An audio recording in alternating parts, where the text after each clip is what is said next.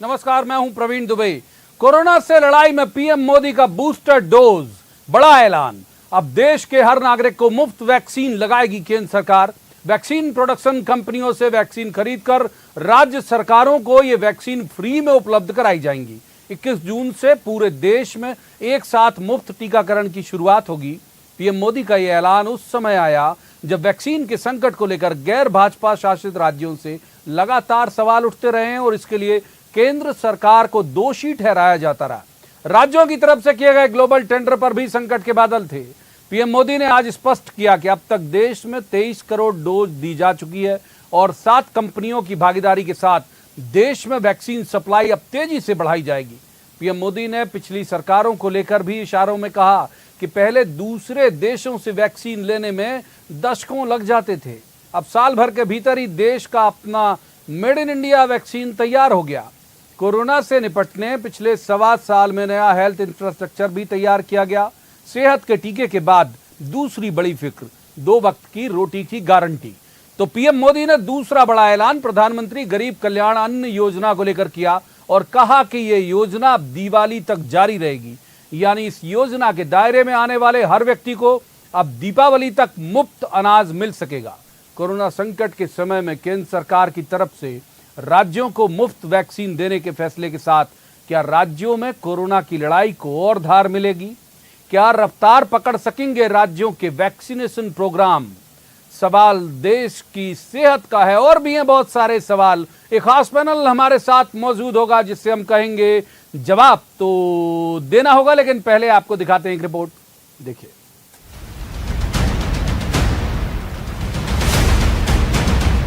जब देश में कोरोना का संक्रमण सबसे बड़ी फिक्र और टीका सबसे बड़ी जरूरत, तब पीएम मोदी का देश में टीकाकरण को रफ्तार देने बड़ा ऐलान। पूरे देश में 18+ को मुफ्त वैक्सीन लगाएगी केंद्र सरकार। इस फैसले के बाद अब देश की किसी भी राज्य सरकार को वैक्सीन पर कुछ भी खर्च नहीं करना पड़ेगा। 21 जून सोमवार से देश के हर राज्य में 18 वर्ष से ऊपर की उम्र के सभी नागरिकों के लिए भारत सरकार राज्यों को मुफ्त वैक्सीन मुहैया कराएगी। कोरोना की दूसरी लहर में बढ़े संक्रमण और लॉकडाउन के बाद पटरी से उतरी जिंदगी दूसरी फिक्र। सबसे बड़ी चिंता रोज खाने कमाने वालों की। पीएम मोदी ने इसी के मद्देनजर प्रधानमंत्री गरीब कल्याण अन्न योजना की समय सीमा बढ़ा दी है। अब दिवाली तक इस योजना का लाभ लेने वालों को मिलेगा मुफ्त अनाज। सरकार ने फैसला लिया है कि प्रधानमंत्री गरीब कल्याण अन्न योजना को अब दीपावली तक आगे बढ़ाया जाएगा।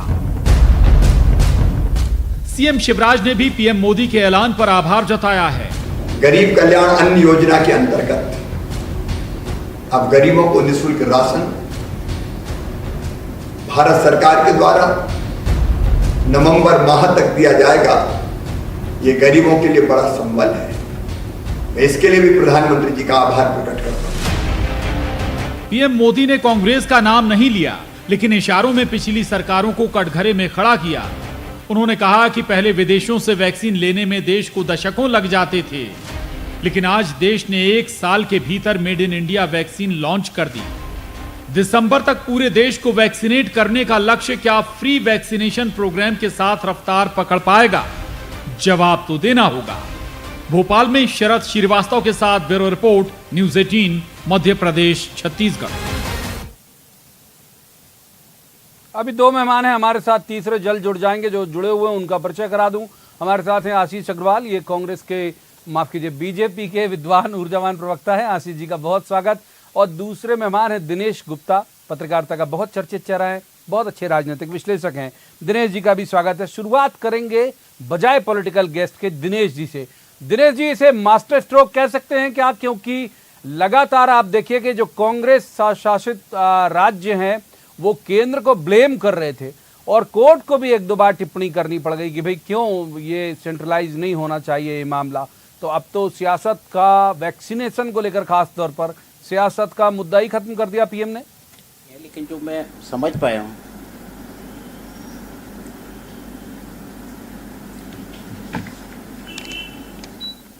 हेलो प्रवीण जी, जो मैं समझ पा रहा हूँ, मुझे दिनेश जी आवाज आ रही मेरी आपको? दो महत्वपूर्ण विषयों पर जो घोषणा की, बिल्कुल बिल्कुल प्रवीण जी, अब आपकी आवाज बहुत क्लियर है। जो प्रधानमंत्री जी ने जिन दो विषयों पर इस जो अपना उद्बोधन केंद्रित रखा है, वो दोनों विषय बहुत महत्वपूर्ण विषय रहे हैं। जो खासकर जो गरीब कल्याण की जो योजना है, गरीब कल्याण का जो खाद्यान्न है, हमने देखा था कि पिछला जो फेज था, फर्स्ट जो फेज था कोरोना का, जिसमें भी जो है इस तरह की योजना सरकार लाई थी और ये इससे लोगों को बहुत राहत मिली थी। क्योंकि हमारा जो पुराना अनुभव ये रहा है कि जैसे भी जब भी लॉकडाउन होता है तो इससे सबसे ज़्यादा जो पीड़ित वर्ग होता है वो निम्न वर्ग होता है, मजदूर तबका होता है, जिसका काम धंधा पूरी तरह से प्रभावित होता है और उसके सामने रोजी रोटी का बड़ा संकट खड़ा होता है। जब अनलॉक की स्थितियां होती हैं तो धीरे धीरे जब अनलॉक होता है, लेकिन जो इंफ्रास्ट्रक्चर सेक्टर है या दूसरी जगह हैं, वहाँ जो है कामकाज इतनी तेजी से गति नहीं पकड़ पाता है। तो निश्चित तौर पर जो गरीब कल्याण अन्न योजना है वो उससे जो एक बड़े वर्ग को जो फायदा होगा और ये लंबे समय तक चलेगी, दिवाली तक 4-5 महीने का समय है, तो जो निम्न वर्ग है तो उसको जो एक काफ़ी सपोर्ट इस स्कीम से मिलेगा। और ये एक ऐसी स्कीम है जो कम से कम आदमी को जो है एक उसको जो बहुत व्यवहारिक जिसे कहते हैं ना, इस तरह की जो स्कीम होती है जो पीडीएस के जरिए चलती है, और इसमें केवल महत्वपूर्ण ये रहता है कि जो राज्यों की जिम्मेदारी है कि उपभोक्ता तक, जो गरीब वर्ग तक इसका लाभ ठीक से मिल जाए। ठीक बात है। एक बार जेपी धनोपिया तीसरे मेहमान हमारे साथ जुड़ गए, कांग्रेस के वरिष्ठ नेता हैं, पिछड़ा वर्ग आयोग के अध्यक्ष भी हैं। धनोपिया साहब, स्वागत है आपका। आपसे ही शुरुआत करना चाह रहा था मैं आप आज का, क्योंकि मैं जानना चाहता हूं कि हालांकि कमलनाथ जी का ट्वीट हमने देखा, आज का मेजर अनाउंसमेंट प्रधानमंत्री नरेंद्र मोदी का, अब सियासत की गुंजाइश खत्म, अब केंद्र पर आरोप लगाने की गुंजाइश खत्म। उन्होंने कह दिया कि भाई 21 जून से सभी को मुफ्त वैक्सीन केंद्र सरकार कराएगी। धनोपिया जी। निश्चित रूप से प्रधानमंत्री जी का आभार है और छत्तीसगढ़ के मुख्यमंत्री भूपेश बघेल जी, स्वास्थ्य मंत्री टी.एस. सिंहदेव जी को बधाई देता हूं कि उनकी जो मांग थी वो कम से कम प्रधानमंत्री जी ने मान ली। और निश्चित रूप से ये जो राज्यों के ऊपर भार डालने का प्रयास था, ये आर्थिक रूप से भी ठीक नहीं था, व्यवस्था के रूप से भी ठीक नहीं था। कम से कम केंद्र सरकार ने जिम्मेदारी लेकर ये काम किया है, स्वागत योग्य है। मैं इस कदम की सराहना करता हूँ, इसमें कोई दो मत नहीं है। लेकिन इसमें राजनीति कितनी होगी, कहाँ होगा, अब ये देखने वाली बात है। जिन राज्यों में कांग्रेस पार्टी सरकार है या जहाँ भाजपा की सरकार नहीं है, उनका किस तरह का व्यवहार रहेगा, क्या स्थिति बनेगी, वो सारी चीजें अगर ईमानदारी के साथ पूरी होंगी तो बहुत निश्चित से अच्छा काम होगा। स्वागत योग्य कदम होना भी चाहिए। और निश्चित से जैसे कि एक व्यवस्था की दी है, अगर वो व्यवस्था पूर्ण रूप से सफल होती है तो बहुत अच्छा काम होगा और इसके लिए कहीं कोई गुंजाइश नहीं है ज्यादा इसके बोलने के बारे में। एक बात बोली प्रधानमंत्री जी ने, नाम नहीं लिया आप लोगों की पार्टी का, आपके किसी नेता का, लेकिन एक बात बोली कि 2014 से पहले जो टीकाकरण का जो अभियान होता था, जो टारगेट होता था, वो 60% ही अचीव कर पाया था देश। उसके पहले की सरकारें, मुझे याद दिलाने की जरूरत नहीं है कि किनकी ज्यादा वक्त तक रही हैं। धनोपिया साहब, फिर भी जी देखिए, ऐसा है देश के अंदर तेज हुआ, 90% तक पहुंचा। बाकी इस देश के अंदर टीकाकरण की जो प्रक्रिया है केंद्र सरकार की आज से शुरू नहीं हुई है या 2014 के बाद शुरू नहीं हुई है। इस देश में जब बीमारी आई है, हैजा की आई है, कितनी बीमारियां आई है, सबके लिए व्यवस्था की गई है और सारे लोगों को बाकायदा वैक्सीन दी गई है, इलाज हुए हैं सारे लोगों के। मैं समझता हूँ कि इस बात को ऐसा बोलने से तो ऐसा लगता है कहीं ना कहीं ये एक राजनीतिक मुद्दा आता है, जो अगर उस तरह से कहना चाहते हैं कि उन्होंने सब कुछ किया है, तो ये वाली बात तो कहीं समझ में आती नहीं है कि कहाँ से उन्होंने किया है। देश के अंदर जो हालात बिगड़े हैं वो भी उनकी जिम्मेदारी है। आज कोरोना की जो मारामारी हुई है, जो लाखों लोगों बेघर हुए हैं, जान गई है लोगों की, सब वो भी नहीं कारण हुआ है, तो इनकी लापरवाही कारण हुआ है। अगर उसको इस तरह मान के चलते हैं तो ये इससे श्रेय लेने की बात नहीं करना चाहिए। अब तीसरे मेहमान बहुत देर से मौन है। अमूमन हम शुरुआत बीजेपी से करते हैं क्योंकि मसला बीजेपी से जुड़ा हुआ होता है अधिकतर। आज बाकी से शुरू किया, आशीष जी इनको इन करते हैं। अब आशीष जी, आप तो जाहिर तौर पर मानेंगे कि मास्टर स्ट्रोक ही है ये प्रधानमंत्री का। देखिए, मोदी है तो मुमकिन है। ये जब हम सुनते थे और जब इस तरह के उद्बोधन को और संबोधनों को सुनते हैं तो हमें वो साकार होता हुआ दिखता है। सर्वप्रथम तो मैं प्रधानमंत्री जी को बार बार धन्यवाद देता हूं कि उन्होंने बड़ी स्पष्टता से और बड़ी सकारात्मकता से ना सिर्फ वैक्सीन को सबके लिए मुफ्त उपलब्ध कराने की घोषणा की, अपितु यह भी स्पष्ट किया कि वो वैक्सीन कहां से आएगी, कितनी निर्माता कंपनी है, कितने और नए वैक्सीन अंडर अप्रूवल हैं। तो भ्रम का जो वातावरण है वो मुझे लगता है कि अब छट जाएगा और मेरे कई कांग्रेसी मित्र और विपक्षी दल आज से थोड़ा सा अपने आप को बेरोजगार महसूस करेंगे।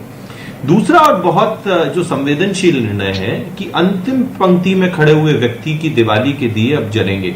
उसको यह सुनिश्चित हो चुका है कि उसकी 2 जून की रोटी है उसको दिवाली तक केंद्र सरकार के द्वारा उपलब्ध कराई जाएगी। अब जैसा धनोपिया जी ने कहा कि क्या यह बिना किसी भेदभाव के होगा, मैं पूरी जिम्मेदारी से धनोपिया जी को आश्वासन देता हूं कि बिना भेदभाव के होगा।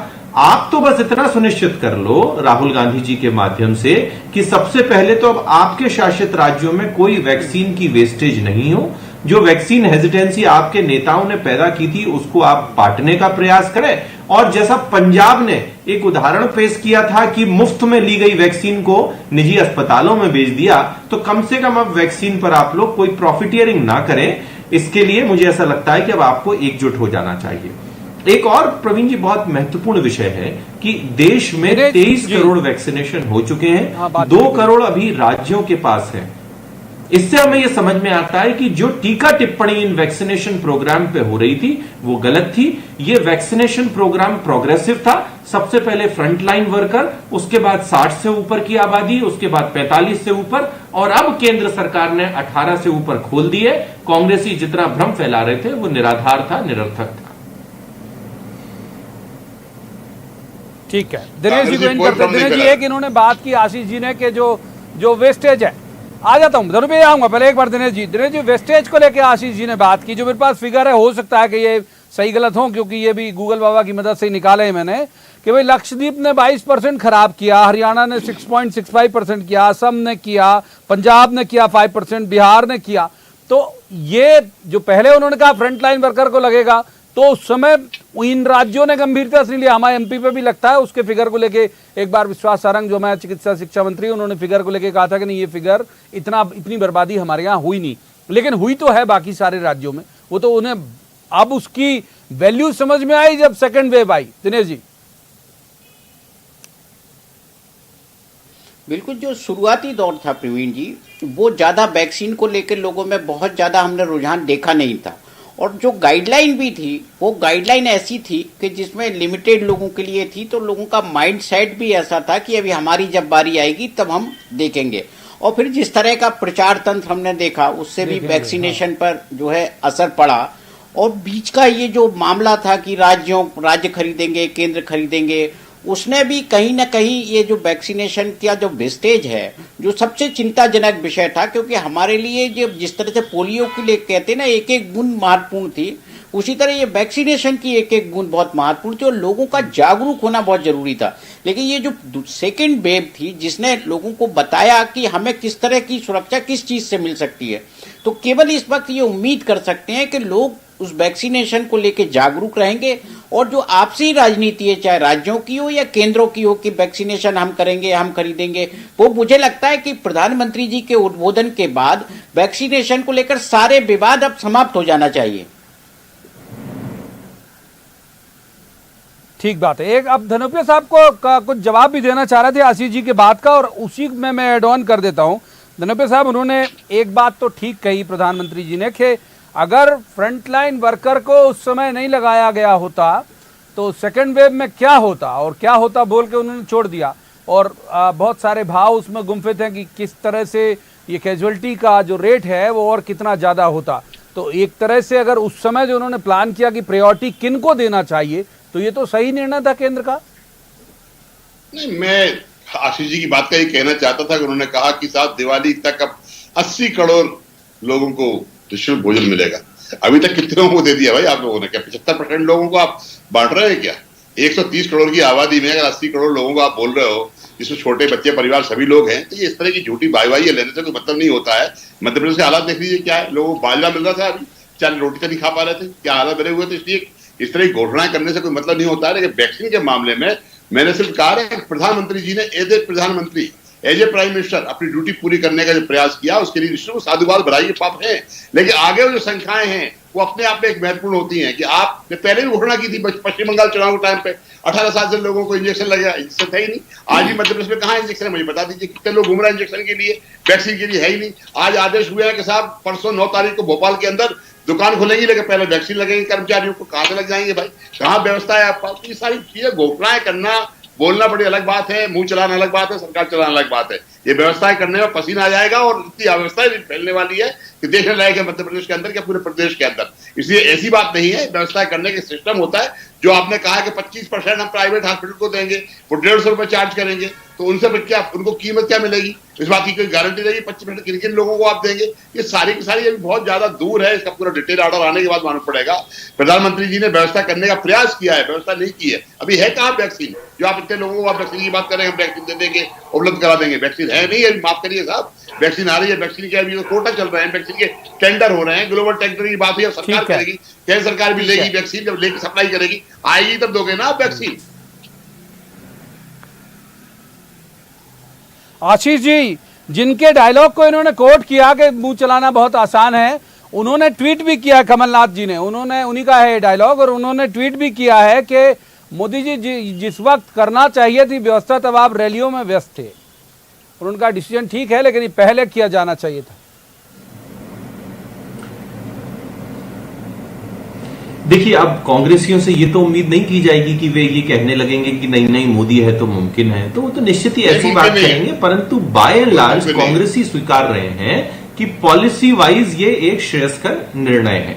अब बात जहां तक एग्जीक्यूशन की है, तो एग्जीक्यूशन का काम तो स्टेट के पास है। केंद्र सरकार आपको वैक्सीन खरीद कर देगी, और मैं बहुत जिम्मेदारी से कहता हूं 200 करोड़ वैक्सीन इस दिसंबर के अंत तक उपलब्ध होंगी, यानी कि 94 करोड़ जो हमारी वयस्क जनता है उसको दिसंबर तक वैक्सीनेट कराने के लिए वैक्सीन की कमी नहीं होगी। बल्कि मैं तो कहता हूं वैक्सीन की कमी अभी कुछ सेकेंड वेव के बाद आई है। अगर वैक्सीन की ही कमी होती तो वेस्टेज क्यों होती?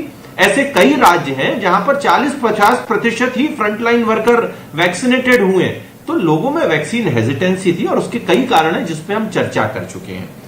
धनोपिया जी का मैं धन्यवाद कहता हूं, वो बार बार कह रहे हैं कि प्रधानमंत्री जी ने अच्छा ये झिझक जिसका आप जिक्र कर रहे हो कि भाई लोगों के मन में झिझक 80 करोड़ तो वो तो अभी भी है। अब मैं एक कुछ आंकड़े जल्दी से सुना देता हूं, फिर एक जवाब ले लीजिए आशीष जी। फिर ये महत्वपूर्ण है हमारे मध्य प्रदेश के संदर्भ में कि भाई 14 लाख आपने इंदौर में करा दिया, 9,56,000 के आसपास वैक्सीनेशन भोपाल में करा दिया, उसके बाद जबलपुर है 7 लाख वाला। बहुत सारे जिले ऐसे, डिंडोरी केवल 95,000 लोग अभी तक वैक्सीनेटेड हुए, आगर मालवा सबसे कम 74,000 वैक्सीनेटेड हुए। तो ये जो जागरूकता, या तो आपने कम भेजे होंगे इन जिले में वैक्सीन, और मुझे नहीं लगता कि बांट के जिले चुन के कम दिए होंगे, आबादी के हिसाब से दिए होंगे बेशक, लेकिन एक कोटा तो सब जिले का रहा होगा। जागरूकता की कमी है कुछ जिलों में, कौन करेगा जागरूक? गवर्नमेंट तो आपकी है। निश्चित ही प्रदेश की सरकार करेगी, केंद्र सरकार के सहयोग से करेगी, और हम कर भी रहे हैं। और इनके लिए जिम्मेदार कौन है? जिम्मेदार वो लोग हैं जो इसको बीजेपी की वैक्सीन कहते थे। जिम्मेदार उस दल के मुख्यमंत्री हैं जो कोवैक्सीन को अपने राज्यों में लंबे समय तक रखे रहे और जिन्होंने इसके ट्रायल पर प्रश्न चिन्ह उठाया। तो निश्चित ही अब वो जिम्मेदारी भले ही ना उठाएं, परंतु केंद्र सरकार अपनी जिम्मेदारी उठाएगी। एक बात यह है कि देखिए, इसका जो रजिस्ट्रेशन प्रोसेस है वो ऐप के थ्रू होता है, और वो first come first serve basis के आधार पर है। WHO के मानकों के अनुसार इस देश का वैक्सीनेशन प्रोग्राम डिजाइन किया गया। मैं दोबारा दोहराता हूं, जिसको सबसे पहले आवश्यकता थी फ्रंटलाइन वर्कर्स, उनके लिए ये ओपन किया गया। अगर ये उसी समय सबके लिए ओपन किया जाता तो क्या फ्रंटलाइन वर्कर वैक्सीनेट हो पाते? उसके बाद कोमॉर्बिडिटी वाले पीपल 60 से ऊपर, फिर 45 से ऊपर। और जब अब केंद्र सरकार को ऐसा लग रहा है कि राज्य सरकार अपनी वैक्सीन खरीदने में उतनी इफिशियंसी से काम नहीं कर रही है, जबकि इस लिबरलाइजेशन की डिमांड राहुल गांधी ने की थी। शशि थरूर ने पत्र लिखा था कि health is a state issue और आप उसको खरीदने की पात्रता भी स्टेट को दो, और उसके बाद जब दे दी गई, सारे राज्यों ने लेकिन कुछ राज्यों ने कहा। तो अब जब इस पे भ्रम के बादल हट चुके हैं, तो अब राज्य अपनी जिम्मेदारी संभाले। राहुल गांधी एक जिम्मेदार नेता के नाते अब सभी अपने मुख्यमंत्रियों की मीटिंग लेके वेस्टेज के लिए जीरो हो वो प्रयास करें, वैक्सीन हेजिटेंसी के लिए ड्राइव चलाएं और खुद भी वैक्सीन लगवा के अपना एक फोटो डालें। तब मैं मानूंगा कि कांग्रेसी सही में अपना योगदान देने के लिए जुटे हुए हैं। धनोपिया साहब, छोटा जवाब फिर दिनेश जी की बात जानेंगे। राहुल जी का फोटो कब तक आएगा वैक्सीन लगवाता हुआ? नहीं, राहुल जी वैक्सीन लगवा चुके होंगे साहब, जरूर थोड़ी पब्लिसिटी करेंगे।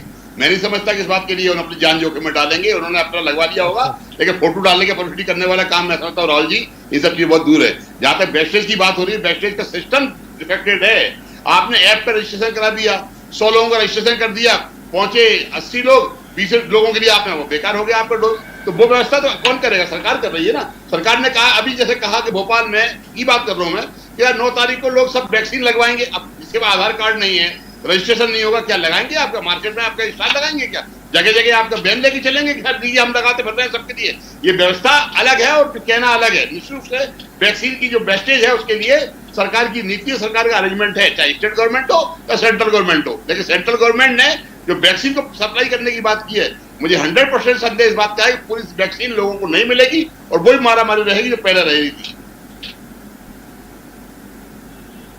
दिनेश जी, सहमत हैं आप धनुपे साहब की आशंकाओं के साथ? देखिए, नहीं देखिए, बहुत सारी आशंकाएं जो हमारे अनुभव हैं प्रवीण जी, जैसा कि आपका जो मूल सवाल था कि डिंडोरी वगैरह में वैक्सीनेशन कम हुआ, तो निश्चित तौर पर जो डिस्ट्रीब्यूशन है वो किस हिसाब से डिस्ट्रीब्यूशन आप राज्यों को करते हैं, राज्य किस हिसाब से जिलों को अपनी प्राथमिकता में रखते हैं। फिर जो पोलिंग स्टेशन की बात आ रही है, तो पोलिंग स्टेशन पर वैक्सीनेशन के लिए लोगों को आप जो है कैसे प्रेरित करेंगे कि वो आ जाए जिससे वेस्टेज कम हो, क्योंकि जब तक मैनेजमेंट प्रॉपर नहीं होगा, बहुत सारी जो समस्याएं आबादी के हिसाब से या कोई भी एक रेशो जब आप लेंगे राज्यों को मिल जाए, आपको मजबूरी में रोकना पड़ेगा और यहीं पर तीनों मेहमानों का शुक्रिया भी अदा करना पड़ेगा। सिर्फ इतना ही वक्त मुकर्रर था, लेकिन जाते जाते एक जिम्मेदार चैनल के नाते ये जरूर अपील करूंगा कि जब भी आपका नंबर आए, जो भी प्रोसेस है वैक्सीनेशन का वो जरूर अप्लाई करिए। जब भी आपका नंबर आए तो तत्काल लगाइए, क्योंकि यही एक बड़ी संजीवनी है जो आपको बचा सकती है। इतनी सारी आशंकाएं जो उमड़ घुमड़ रही हैं कि थर्ड वेव आएगी और ऐसा हो जाएगा और वैसा हो जाएगा, दूसरी वेव के नतीजे हमने देखे भी हैं, देखे क्या बल्कि भुगते हैं। लिहाजा वैक्सीनेशन जरूर कराइए और अब खुद को भी सुरक्षित रखिए, परिवार को भी सुरक्षित रखिए। आज की इस चर्चा में इतना ही।